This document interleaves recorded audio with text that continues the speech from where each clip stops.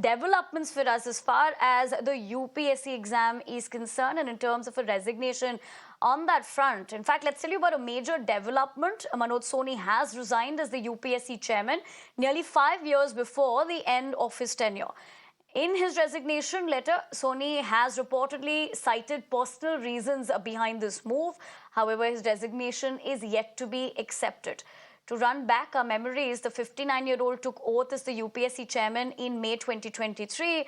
But today's revelation also comes a day after. Remember, the UPSC filed an FIR against probationary IAS officer Pooja Khedkar amid the ongoing row surrounding her and her family. Akanksha, coming back to you, the timing of this clearly probably will raise eyebrows as well. Having said that, what are you picking up? Of course, we're given to understand he has cited personal reasons behind the move. Is there more than what really should be ideally meeting the eye?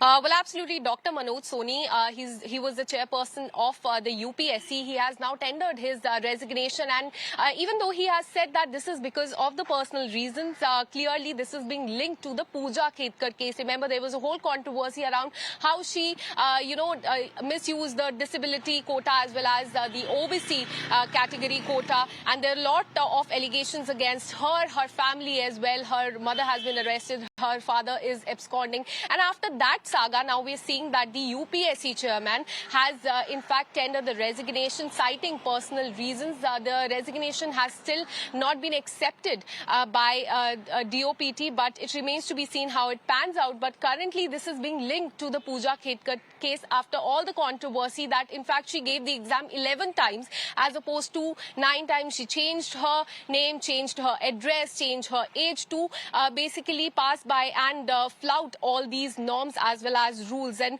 after that, now we're seeing that the UPSC chairman has tendered the resignation, citing personal reason, but definitely this is being linked to the Pooja Khedkar case.